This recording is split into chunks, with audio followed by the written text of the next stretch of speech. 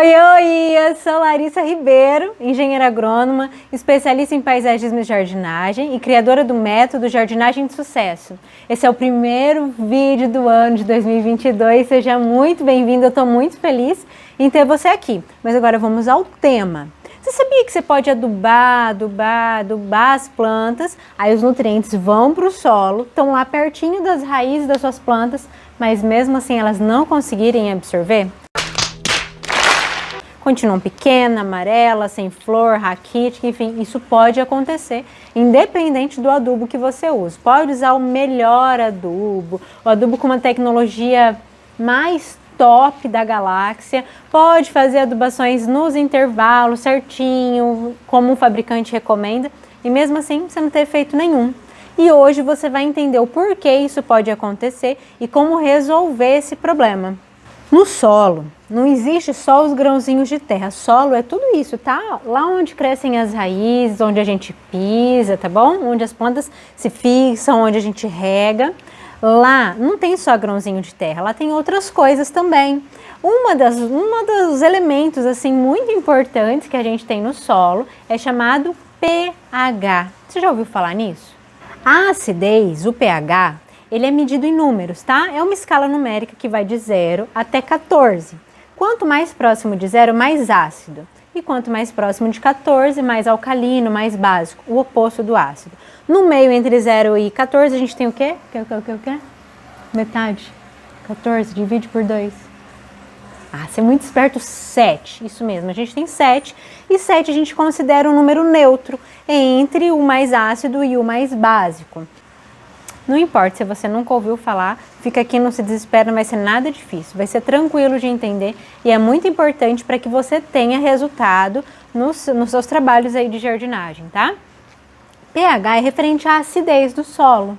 No dia a dia, pensando em coisas que a gente usa normalmente para ficar mais claro, coisas ácidas são como um limão, por exemplo, uma azeitona em conserva, vinagre, coisas azedas, que a gente come azedo, tá? Tem bastante hidrogênio, é ácido.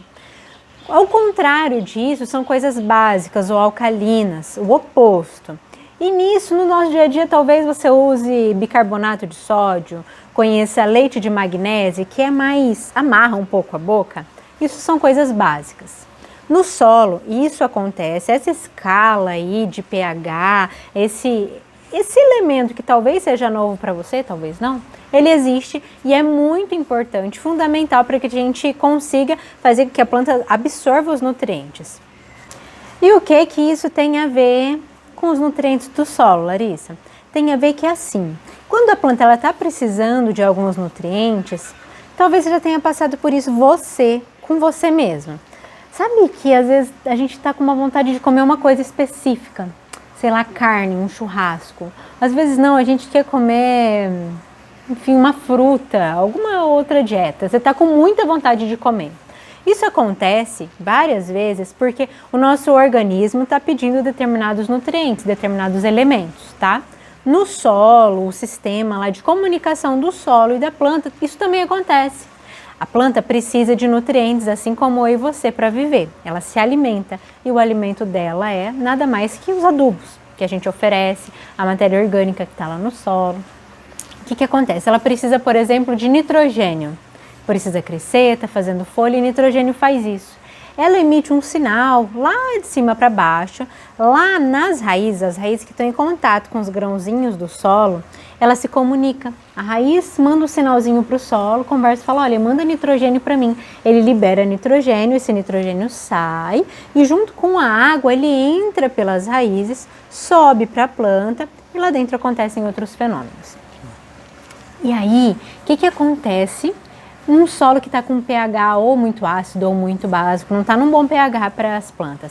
Acontece que, por exemplo, se está muito ácido, a planta quando ela emite esse sinal para o solo, dizendo, olha, preciso de determinado nutriente, preciso comer isso aqui. O que acontece? Quando a planta, ela manda um sinal para as raízes, ele se comunica com o solo e fala assim, preciso de tal nutriente. Quando o pH está muito ácido, alguns elementos, alguns nutrientes vão estar ligados de uma forma tão forte com o solo, com os grãozinhos, que ele não consegue soltar, fica lá colado. Enquanto outros não estão colados não, outros estão soltinho. Caiu uma água um pouco mais forte da chuva ou de uma rega mais intensa que você fez, ela vai lá para o fundo do solo, onde as raízes não conseguem alcançar, e aí você tem a perda do seu adubo. Um exemplo de elementos que, quando o solo está muito ácido, as plantas não conseguem absorver, que eles estão muito retidos, são nitrogênio, fósforo, potássio e enxofre. Esses 4 elementos a gente chama de macronutrientes. Por que macro? Macro é de grande, né? De coisas grandes.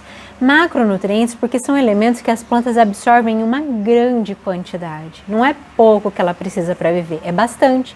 Então a gente tem um sério problema quando o pH está muito baixo. Além disso, tem um problema que se agrava um pouco mais. Em pHs abaixo lá de 5,8 mais ou menos, existe um elemento que é muito tóxico para as plantas e ele está lá no solo, que é uma forma de um alumínio especial. E esse alumínio, por ser tóxico, como ele está ali disponível nessa condição de acidez, a planta começa a absorver essa acidez e isso é muito prejudicial. Aí agora você pode estar pensando, Larissa, então é fácil, é só subir o pH, né? Deixar ele o oposto disso. Se isso aí é ruim, o oposto deve ser bom. Então um solo mais alcalino, mais básico. Não, nada em excesso é bom em nada na vida, né? Então a gente não quer o completamente oposto, a gente quer um equilíbrio bom para as plantas. Porque quando a gente sobe demais o pH, ele vai chegando a ser maior que 7,5 mais ou menos, isso já vai gerando vários outros problemas. Porque esses elementos que ficavam presos quando o solo estava muito ácido, eles ficam mais soltos, só que outros elementos importantes ficam mais retidos, tá? Existe uma inversão aí no sistema, nos nutrientes, e aí é 6,5 dúzia. Fica ruim do mesmo jeito por motivos de dificuldade com outros elementos. Quais são esses elementos? O ferro, o manganese, o zinco, por exemplo, são micronutrientes. O que são micronutrientes? Falei o macro agora há pouco. Micro são micro de pequeno mesmo. Elas absorvem em uma quantidade menor, mas isso não significa que não seja importante. É muito importante para todo o bom funcionamento da planta.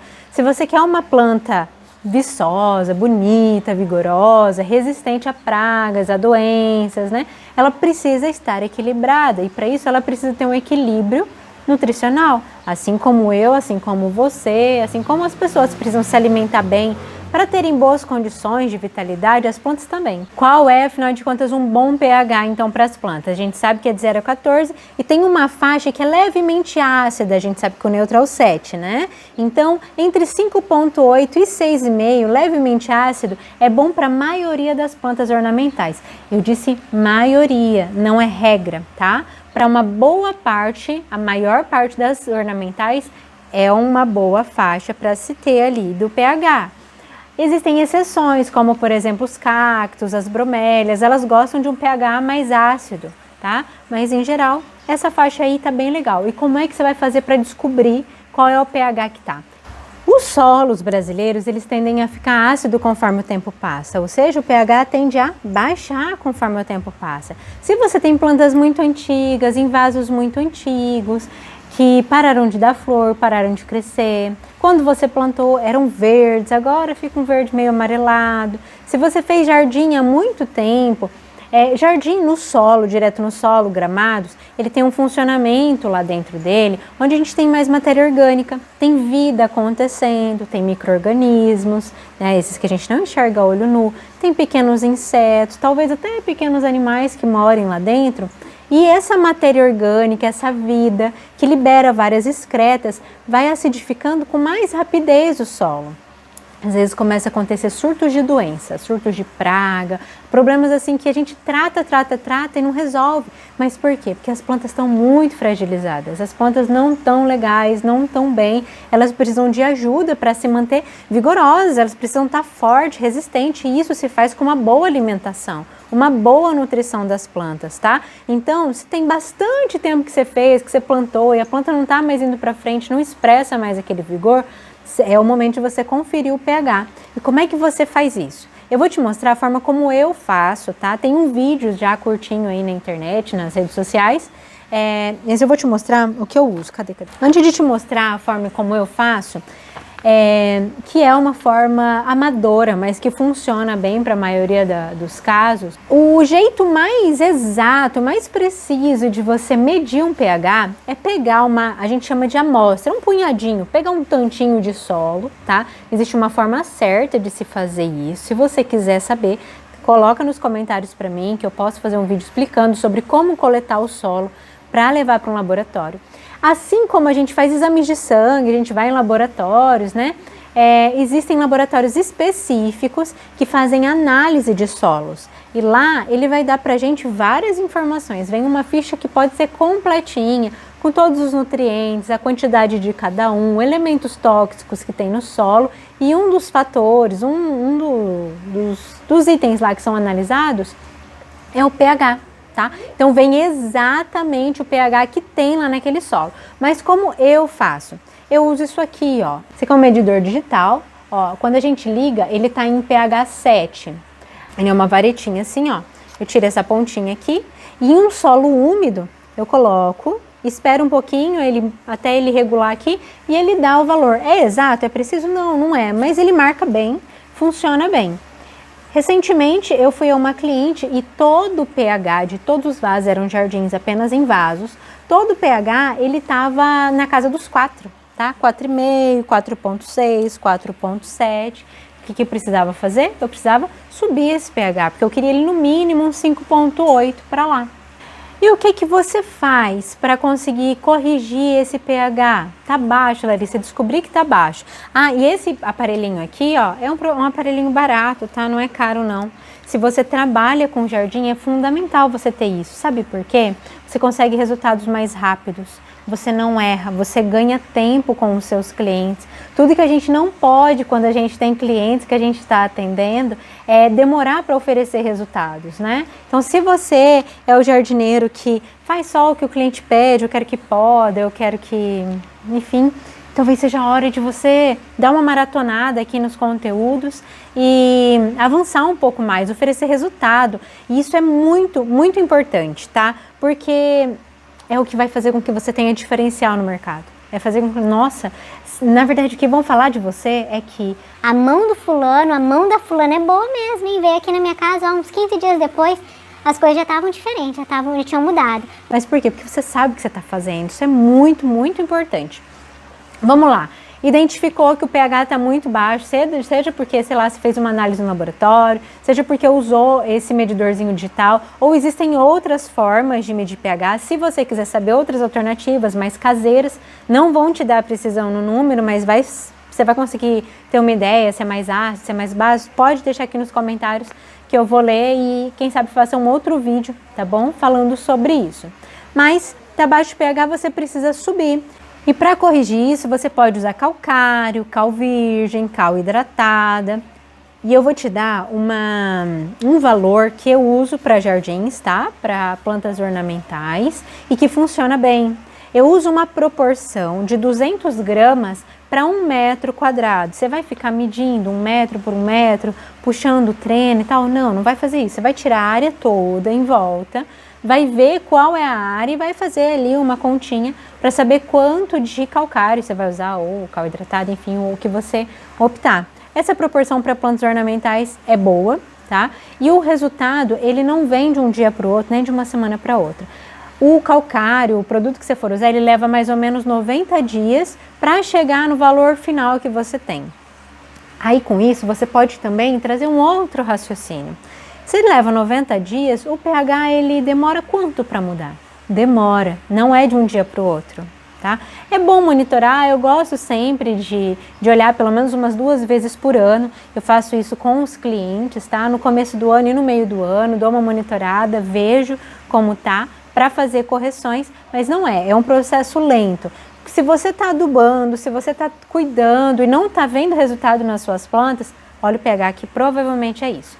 Larissa, você falou que é 200 gramas por metro quadrado, mas eu errei.